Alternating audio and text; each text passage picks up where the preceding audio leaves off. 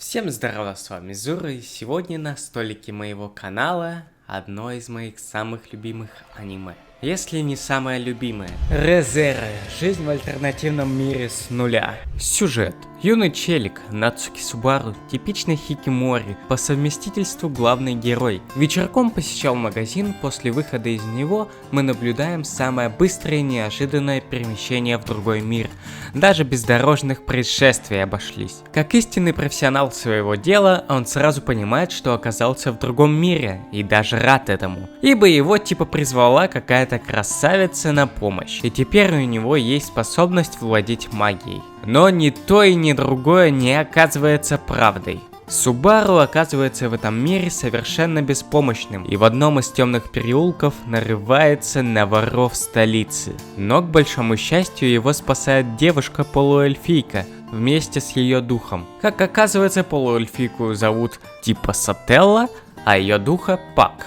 У Сателлы украли магический значок, что так дорог для нее. Субару решает помочь в поисках, но что-то тут точно не так. Ведь не все так просто, как кажется. По ходу действий выясняется, что полуэльфийка заклинательница духов.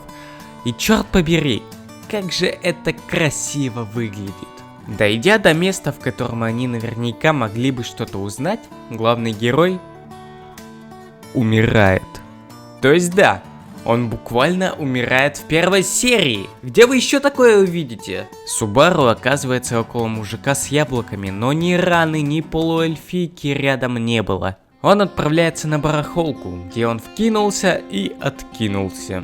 Там он встречает здорового мужика, который заведует этим местом и которого мы видели в прошлой сцене. Мужик говорит, что не знает ни про какую маленькую магическую вещицу, но тут же дополняет, что вечером поступит новый заказ и состоится встреча с покупателем. Девочку, что украла магическую вещицу, зовут Фельд. Субару предлагает взамен свой раскладной телефон. Его принимают за супер редкий артефакт, который стоит вдвое больше магической вещицы, но все же Фельд решает дождаться покупателя. Той не понравилась цель Субару, по которой он собирался вернуть вещь владельцу.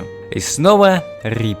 После нескольких смертей Субару догадывается, что он откатывается во времени после смерти. Сейчас скажу тем людям, что ругали главного героя из-за того, что он не додумался до этого умозаключения сразу же после первой смерти. Но вы представьте, что вы оказались на его месте.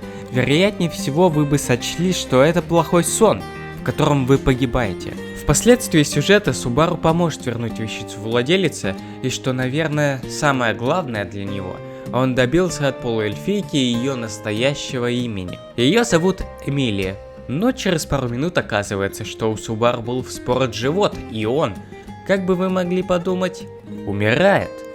Но нет, его исцеляет Эмилия, и первая ужасная смертельная петля пройдена. Казалось бы, он просыпается, и возле его две прекрасные девушки горничные, Рам и Рэм. Но и тут все не так просто. Одна его убьет несколько раз, вторая тоже чуть ли не убьет, но Субару предпочтет закончить это самовыпилом. И ему предстоит доказать владельцу особняка и этим двум, что он никакой не шпион, что он нормальный, мирный, порядочный, ровный молодой человек. Наверное, из-за такого запутанного, но в то же время очень интересного сюжета мне так полюбился сериал. Это ведь сериал в жанре исекай.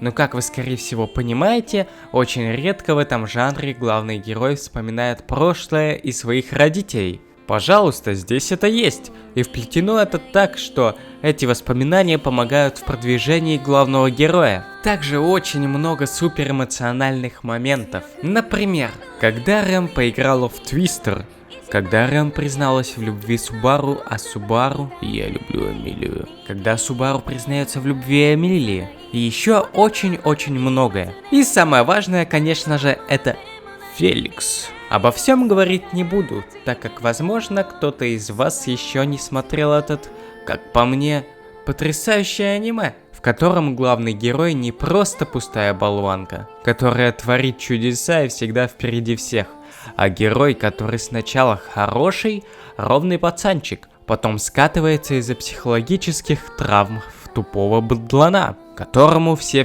должны. После снова восстанавливается с его рассудком и его хорошая сторона. Происходит так называемый рефрейминг персонажа. Также в сериале просто очень крутой саунд-дизайн. Чего стоит вот это? А опенинги это что-то с чем-то. Так бывает очень редко, но мне нравятся все 4 опенинга, что есть. Музыка просто соска. Историческая справка. Сразу сделаю небольшую оговорку. Информацию я брал из открытых источников, так что возможны какие-то неточности и несовпадения с реальными фактами. Но будем надеяться, что та информация, которую я нашел, правдива. Редактор Ранобэ из МФ Бунку Джей Икэмото Масахита впервые узнал о веб-романе в апреле 2013 года, когда она стала появляться в его ленте новостей в Твиттере. Он был впечатлен использованием в романе «Возвращение через смерть», описывал его как гнетущий, но в то же время удивительный поворот в жанре фэнтези, и начал работать вместе с Нагацуки над ранобэ адаптацией. Большинство ранобэ содержит около 250 страниц, но рукопись, предложенная Нагацуки, превышала 1000 страниц для первого тома, поэтому Икэмото сильно редактировал ее. Только представьте, если бы они все эти детали, все эти страницы начали экранизировать в аниме. Сколько бы тогда вышло серий и сезонов? Вот так вот выглядели первые варианты дизайна Рэм и Рам.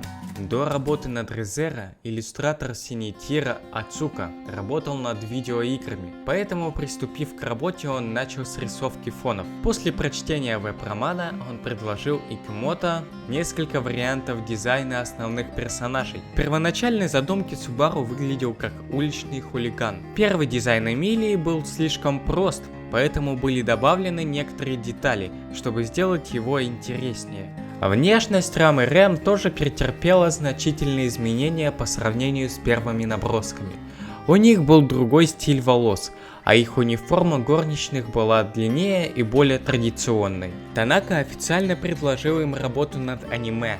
Глава White Fox посоветовался с Йосикавой, который порекомендовал согласиться, пока произведение не нарушает никаких ограничений для телетрансляции. Работа над аниме началась после выпуска 5-го тома ранобэ в октябре 2014 года. Автор романа Тапэй Нагацуки активно участвовал в работе над аниме, посещал совещания по сценарию, сеансы звукозаписи и процесс дубляжа. Много времени было потрачено для определения содержания последней серии. В некоторых местах, например в 7 и 15 сериях, Ватанабе решил использовать на фоне целую песню, что является необычным для аниме. Так закончилась работа над первым сезоном. 23 марта 2019 года был официально анонсирован второй сезон аниме-адаптации Re:Zero. С 1 января 2020 по 1 апреля того же года прошла трансляция обновленной версии первого сезона с некоторыми изменениями. Трансляция второго сезона была перенесена с апреля на июль 2020 года в связи с пандемией коронавируса. По итогу получилась максимально интересная история, в которой все связано. Лично мне очень нравится, как они связывают события прошлого и настоящего, как они раскрывают персонажей.